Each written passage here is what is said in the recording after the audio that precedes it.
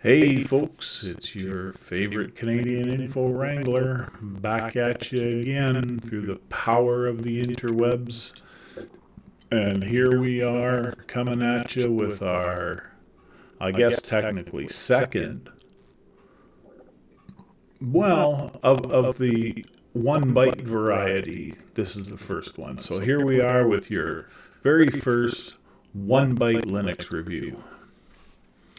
And as you can see, we are recording ourselves on Linux Mint desktop, and I'm running it live from the USB stick as I was in the previous video. It is not installed on anything, which is a good thing. So, starting off, we've got a few buttons down here on the bottom. We've got some icons.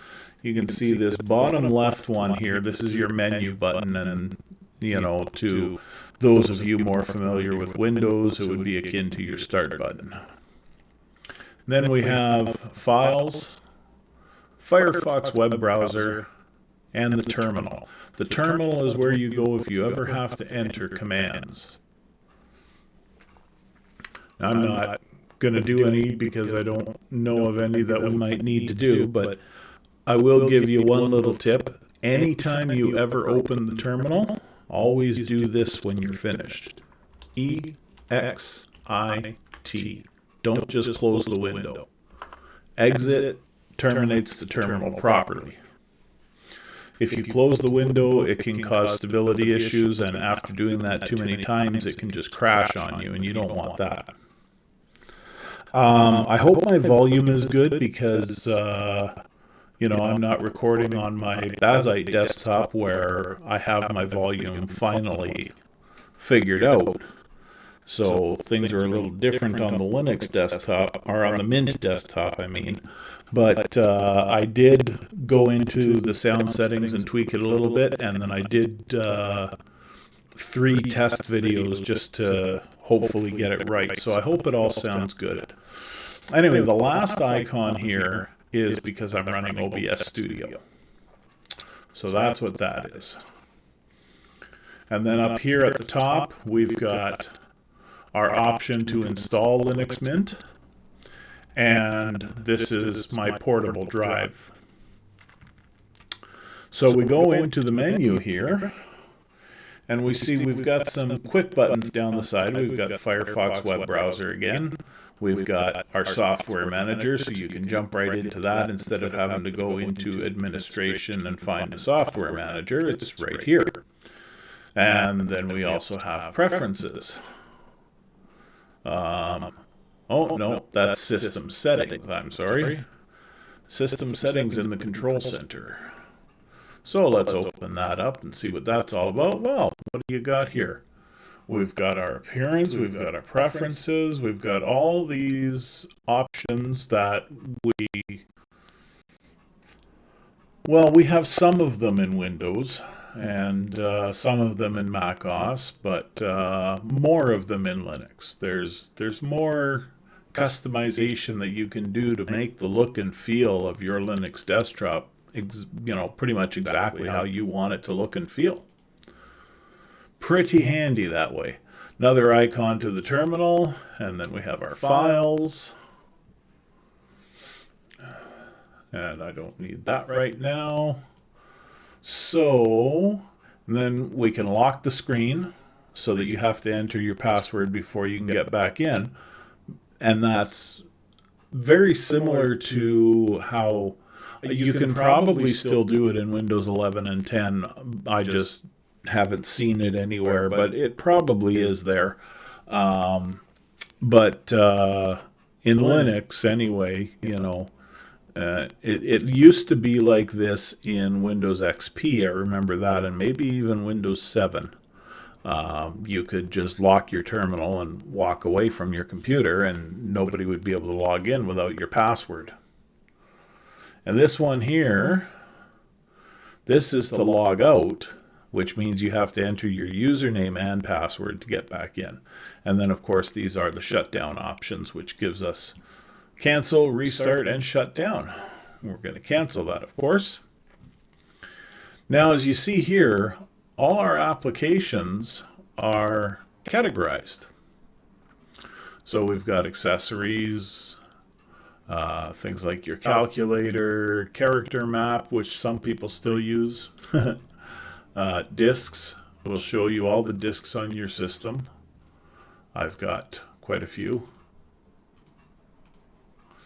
And there's things that you can do with these disks that can be catastrophic if you're not careful. So be very careful going in there. Make sure nowadays, what I recommend to people if you want to experiment with your Linux distro is go to ChatGPT or Grok in X and ask it how to do what you want to do. Odds are really good that the AI will give you in-depth, step-by-step instructions on exactly how to do what it is you want to do. And in that way, you can hopefully avoid catastrophe. Because when you're dealing with a Linux system, you can have a catastrophe relatively easily, because it's going to ask you for your password, but not knowing any better, you're going to enter your password, and then it's going to do something very destructive to your system, and you don't want that. So you have to be very careful what you're doing in some of these applications here. And especially anytime you have to go into the terminal and enter commands. You definitely want to be very careful doing that. See, now, remember in the previous video, I talked about using Rufus or Balena Etcher to write your ISO to your USB drive. Well, that's what this program is right here, USB image writer. And then we have USB stick formatter. So you can just format it without writing an image to it. And then, of course, virtual keyboard and Warpinator. Yeah, Warpinator. Warpinator is a good app if you're in an office where there's lots of computers and everybody has the same Linux distro installed on each of their computers. Then the system administrator would probably set up Warpinator for you to be able to contact your coworkers back and forth across the office.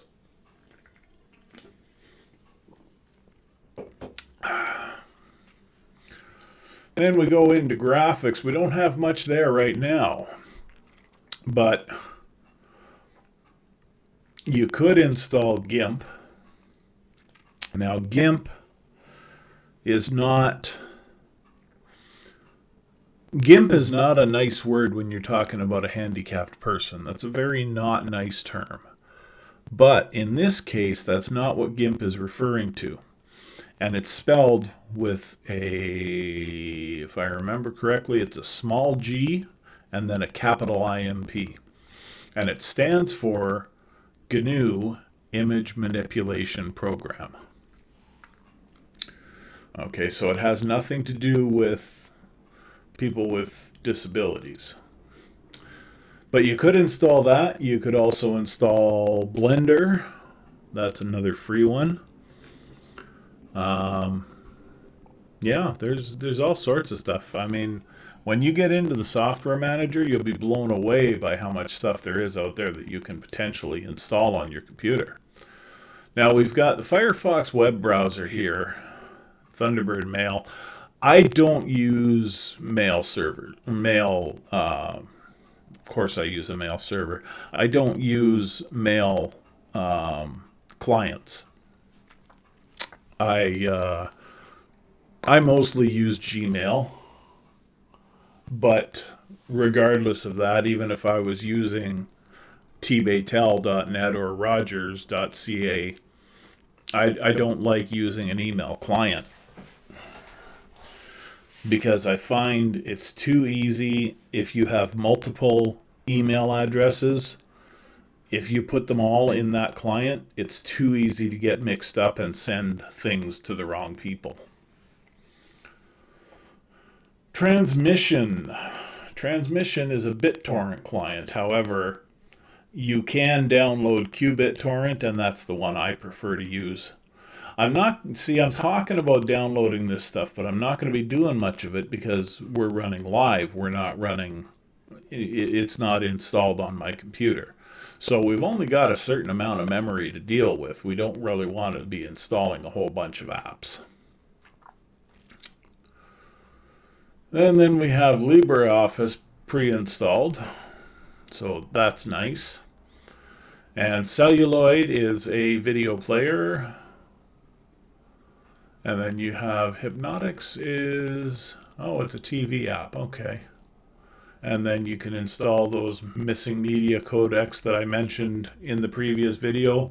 I've got OBS Studio installed just so that I can record myself doing this. Then administration, there's a lot in here that you can damage your system with as well. So be very careful going through the administration apps. However, Update Manager is one that you'll see often. Mint does get a fair few updates, but I believe automatic updates are enabled by default. So then we go to Software Manager, and you can see Blender, Google Earth, FileZilla, Spotify, FreeTube, which is an open source YouTube app. And there's the GIMP, GNU Image Manipulation Program, Discord, and there's all sorts of stuff. Now,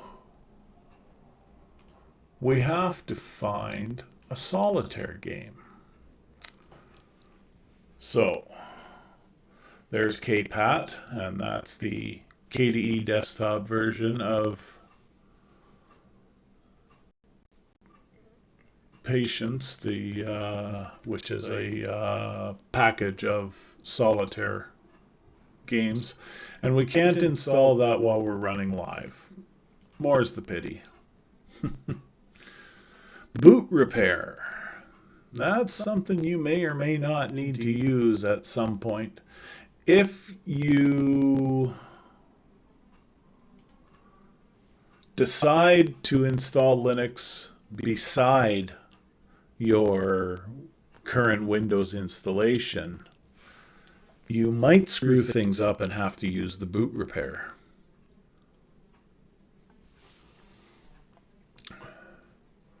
So, I think I'm going to leave this alone though, because I don't want it to touch my boot record right now. What are we at here? Yeah, okay. Well,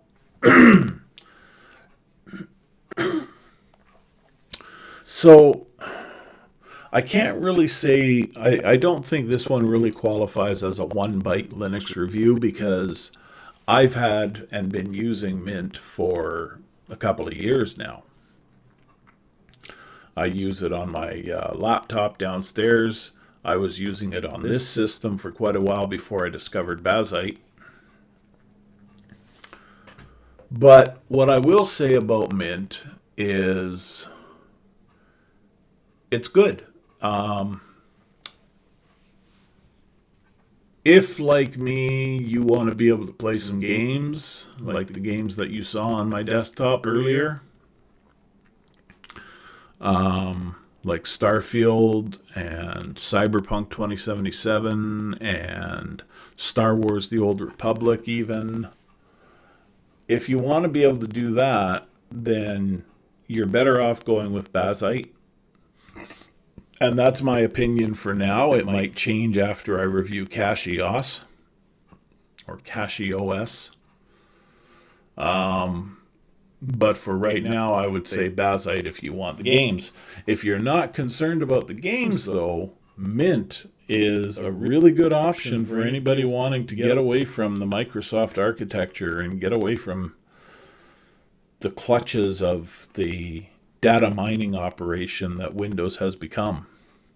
Or, you want to get away from Mac OS. I can't really speak too much about Mac OS because I haven't really used it since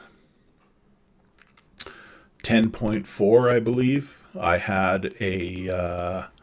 had one of the colored translucent iMacs.